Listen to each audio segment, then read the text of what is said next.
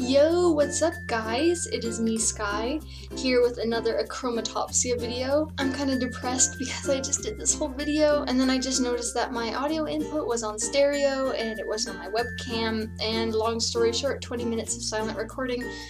So this is the second try and hopefully it'll go a lot better than the first time. Yeah, so anyway, first things first, quick update. I know my last video was about a guide dog and I'm actually getting one. I've been accepted and I'm going in October to train with the guide dog at Guide Dogs of the Desert, which is super exciting. And I'm telling you guys because I'm going to hopefully do some updates and videos on this channel that will describe my kind of experiences and what it's like training with a guide dog and the ups and downs and how it helps me. So if you're interested in that, I will be posting videos in a few months on that. Super exciting, and I can't wait to show you guys. They will be unedited and uncut, probably because I don't think I can bring my desktop there and edit.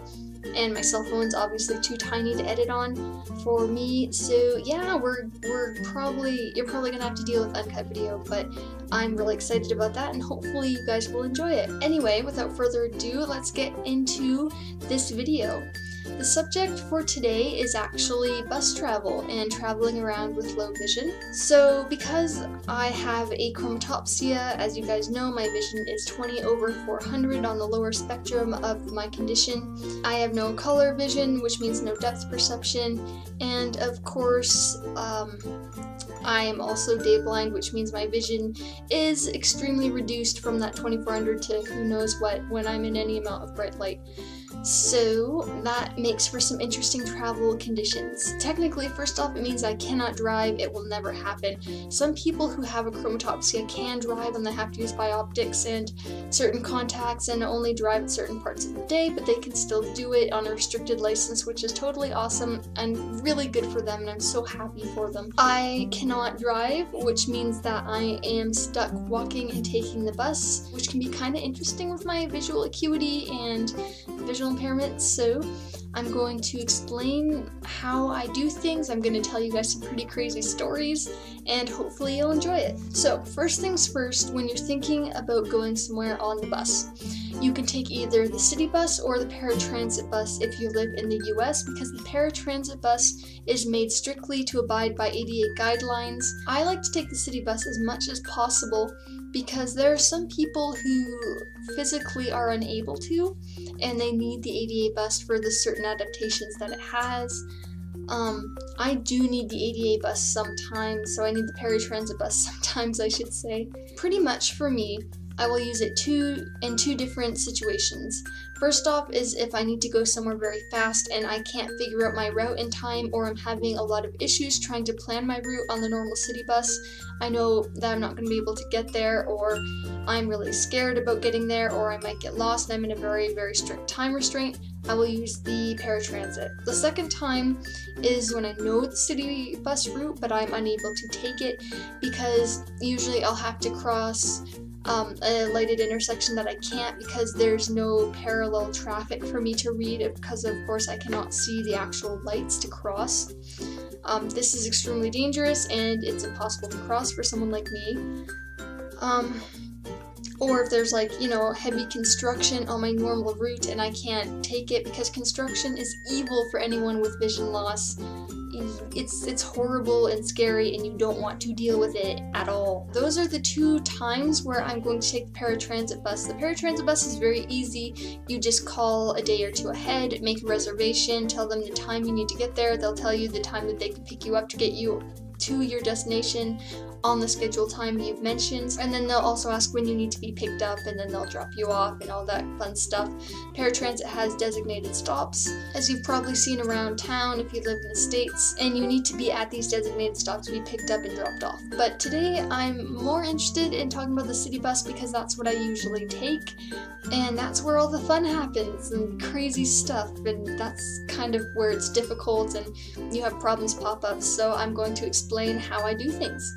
So when I'm planning my route to take a city bus, the first thing I do is I go onto the RTC Transit website, which is the website that covers, at least where I live, all the bus routes and stuff like that. The great thing about technology these days is that they actually are doing a good job in that you go into this website and you can put down your starting point and your destination point, either in your address, or if you're going to someplace very well known like a university, you can put down the name. And the computer, if you've done everything right, will recognize where you're going from and headed, and it will calculate it and give you a list of 3 or 4 options for how you can get to this destination on different buses and different walking routes. So it'll say, you know, take this bus, and then it'll bring you to this stop, and then you walk this far to this next stop, and then you take this bus to your destination. It's very similar, or pretty much just like that. So in this way, you can figure out the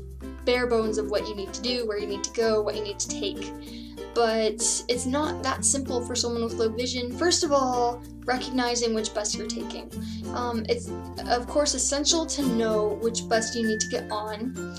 It's harder to actually figure out if that bus is literally in front of you when you're actually there, because someone with low vision probably won't be able to see the actual name of the bus or the number of the bus when it pulls up. I know I can't. Yes, even with my red noirs on, which are sunglasses, still can't see all that. So what I do when the bus pulls up to the stop, because it might not be your bus, it could be another bus that pulls up at the same stop, or if you're at a transit center, it could be the opposite bus. So it could be like, if you're taking the 117, it could be the 117, but it could be the north 117 instead of the south 117. That's huge and a bad mix-up, and it will not get you where you want to go. It'll get you very lost if you take the wrong one. So long story short, make sure you're taking the right direction of bus and the right number of bus. And to make sure you're checking, when you get on the bus, ask the bus driver. It's as simple as that. You can't be scared to talk to the bus driver. You need to go up there and say, you know, excuse me, is this the 117 north? And they'll either say yes or they'll say no, and if they say no, that's fine. You just get off and wait for the next bus and ask the next driver. It's as simple as that. It's really not that scary. I've actually had a time where I got on a bus and I was with my little brother, who's also legally blind, and I asked the bus driver, is this specific bus? She said it was. We got going. 3 or 4 minutes into the bus ride, she remembered that she was actually driving a different bus that day, and after apologizing, kind of let us off at this random area. Great tactic there.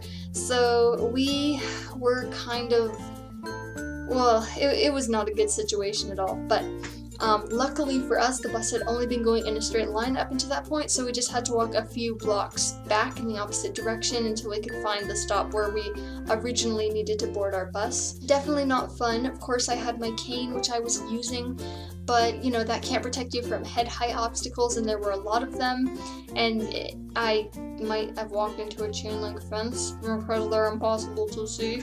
But yeah, that kind of stuff can happen, and it's dangerous, and I didn't know how to cross any of the lights where I was, but luckily my brother has enough vision to see them, because there was no parallel traffic, and yeah, just bad stuff altogether. If it was just me by myself, I would have been so in trouble.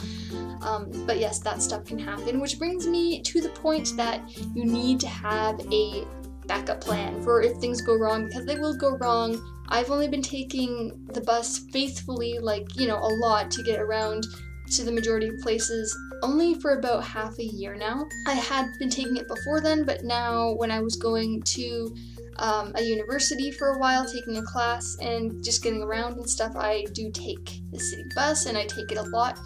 So in just those 6 months, I have had a lot of mishaps already, so they will happen no matter how hard you plan for them, and you need to have either a cell phone with you, or at the very least you need to memorize the phone numbers of contact info of people who can pick you up if you get lost, like your parents or your friend, or you know, someone that you can trust or know. That's so important, because otherwise you will be stranded at a weird place and you can't see where you are, and it's not good for someone who's visually impaired. But anyway, going way back, when you get on the bus and you talk to your bus driver, if it's the right bus, awesome. What you need to do is ask them to tell you when to get off. So say, I'm getting off at such and such street, can you please tell me when the bus is there?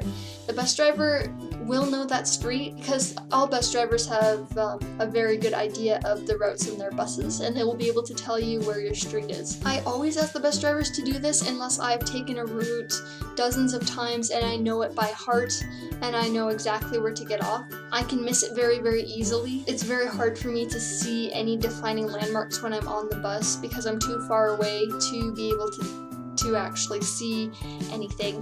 So yes, telling him when to tell you is a very good strategy. Of course, most buses these days do have the audio description of main streets and main stops, which is very helpful, and I do listen to those, and I usually take them as my cues of when to get on and off.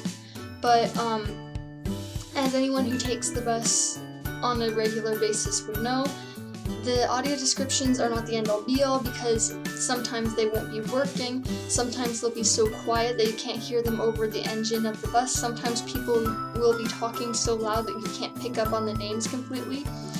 So when this stuff happens, the best thing you can do is have the bus driver to rely on to make sure that he knows the stop you need to get off at. And again, as I said, because there is no perfect way to do things, it is possible that he can forget. That's why it is very important to sit in the priority front seating. As someone who's legally blind, you definitely have the right to sit there. And if you don't have a disability or are not elderly or don't have a child with you or a stroller, then please sit in the normal seating because the front seating is really, really important for those of us with disabilities. For me, it's very important that the bus driver sees me, that I can communicate with him, that he doesn't forget that I'm there. And when I have my guide dog, it's very important that my dog can curl up under the seat so he's not obstructing the aisle, which is really not possible to do in those back seats. So yeah, there is a reason that the priority seating is there and that we can use it, so do use it if you have low vision. But anyway, I did have a bus driver. One time I was on an O&M trip and I asked him when to get off and he said, yeah, I'll tell you. And so we were on there and we were on the bus and the bus driver was stopped at a particular place, and as I said, I can't see anything defining as in landmarks wise, so we were stopped and waiting and idling, and I thought we were just idling at a lighted intersection as the bus normally does. And it turned out that we were actually at the stop that I'd asked to get off at, and the bus driver just didn't tell me. He just thought, okay, we'll just stop here because she requested this stop and she'll just know when to get off. Well, I can't see when to get off, and that bus, that particular one, didn't have the audio description of where you were. How was I supposed to know, you know what I mean? So luckily that was an O&M trip back in Canada, and what happened is once the bus moved on, my O&M instructor came up and talked to the bus driver, and she was not very happy. She was not a happy camper at all.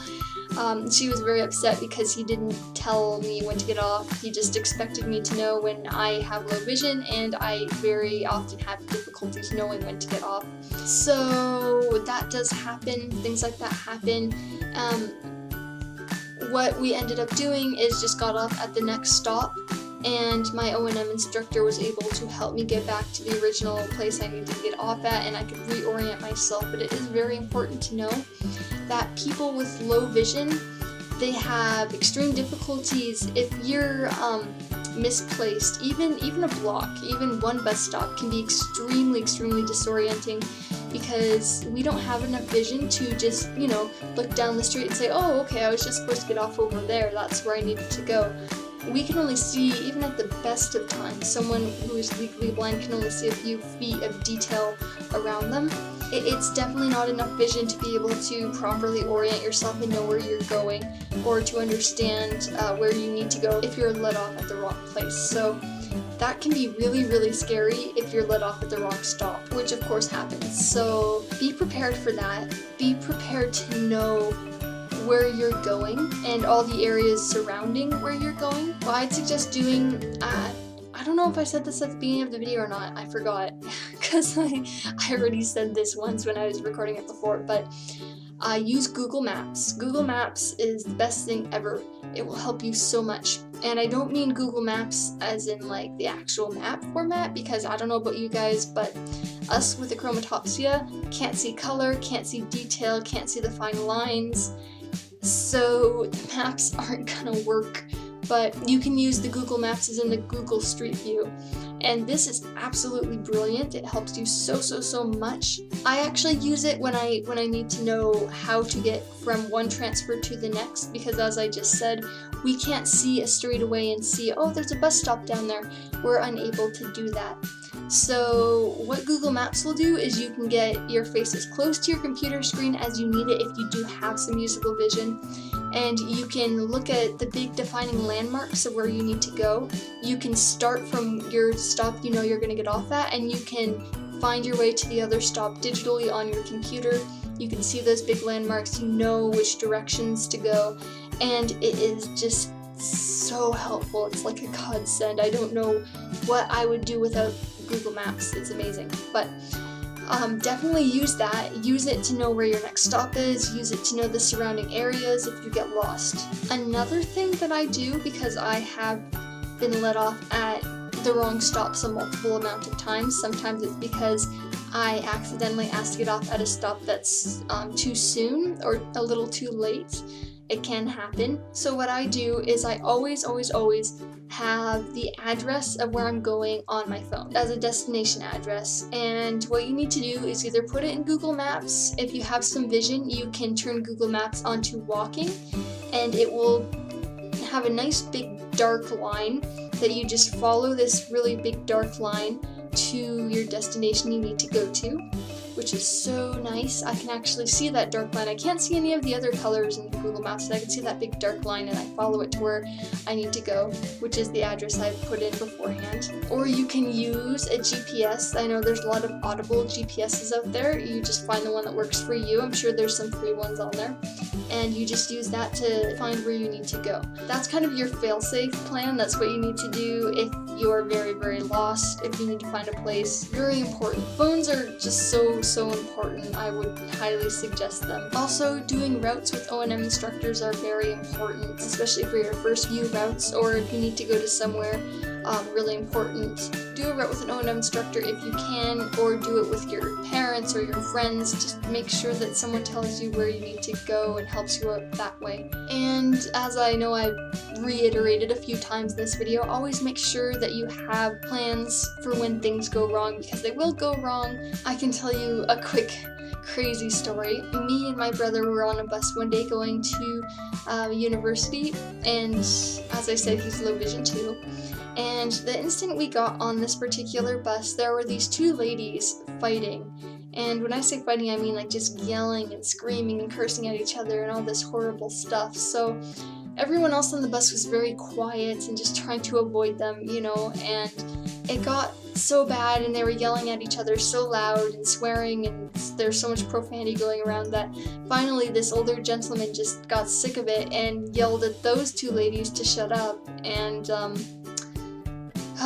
And then another man yelled at this man for yelling at the ladies, and then before we knew it, it had come to kind of, you know, punching and actual violence. And the bus driver, what he had done is pulled over on the side of the road and just opened up the doors to the bus, and I believe he called the police, but me and my brother were so out of there once, you know, things started getting crazy, because of course we didn't want to get hurt or anything. So that's what we did. We were out of there, and you know, we were in this completely random place, and we didn't know any of the lighted intersections near us, any businesses near us where we were, other than the main street we were on. We didn't know anything.